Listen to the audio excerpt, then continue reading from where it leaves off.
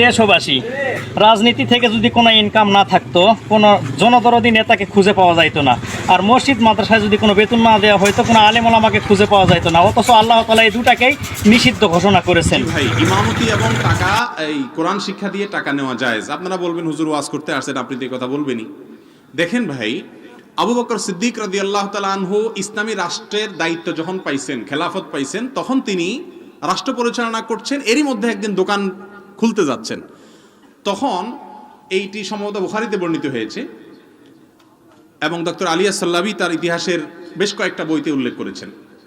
পথে ওমর রাদিয়াল্লাহু তাআলা আবু উবাইদুল জাররাহ রাদিয়াল্লাহু তাআলা দেখছেন, দেখে বলছেন যে আপনি কই যাচ্ছেন খলিফাতুল মুসলিমিন? বলে যে দোকান খুলতে যাচ্ছি বাজারে, আমার ব্যবসা খুলতে যাচ্ছি। বলে যে আপনি যদি ব্যবসা খুলতে যান, রাষ্ট্র দেখবে কে?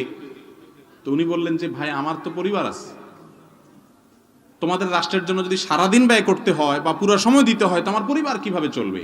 তখন খলিফাতুল মুসলিমিন ওমর ইবনুল খাত্তাব রাদিয়াল্লাহু তাআলা আনহু, আবু উবাইদা ইবনুল জাররাহ রাদিয়াল্লাহু তাআলা আনহু তখনকার অর্থমন্ত্রী, তাদের পরামর্শে আবু বকর রাদিয়াল্লাহু তাআলাকে রাষ্ট্রের কোষাগার থেকে ভাতা দেয়া হতো ইসলামী রাষ্ট্র পরিচালনার বিনিময়ে। কোরআন হাদিস কি সাহাবীরা বেশি বুঝছেন না আমরা বেশি বুঝছি? কোনো সন্দেহ আছে? যাদের সামনে কোরআন নাজিল হয়েছে ওনারা বেশি বুঝছেন না আমরা বেশি বুঝছি? তো তারা যদি দিনই কাজ, এমন কোন দিনই কাজ যে কাজের জন্য সারাটা দিন ব্যয় করতে হয় বা অন্য কাজ করলে আর এটা হয় না, সেরকম কাজ করে বিনিময় নেওয়াকে জায়েজ বলেছেন। অতএব কোরআন হাদিসের শিক্ষা দিয়ে অথবা ইমামতি করে টাকা নেওয়া জায়েজ আছে। এটা না জায়েজের ফতোয়া এদেশের সবচেয়ে জোরালোভাবে যারা দেয় তাদের নাম হলো হেজবুত তাওহীদ। একটু আগে যে গ্রুপটার কথা বলছি, এরা আলেমদেরকে গালি দিয়া বলে ধর্ম ব্যবসায়ী।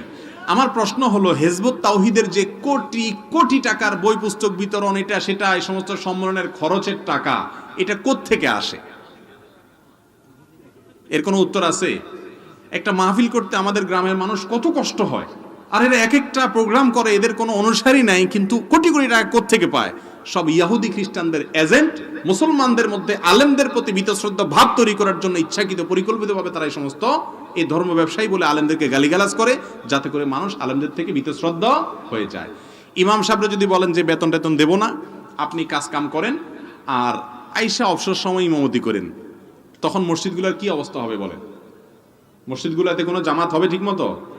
জোহরের নামাজ দেখা গেল 1:30টার জামাত, ইমাম সাহেব 2টার পরে আসবে, বলবে যে আমি খেতে কাজ করতেছিলাম। আপনার কিছু বলার অধিকার থাকবে? এই জন্য এটা জায়েজ আছে ইসলামের স্বার্থে। জি।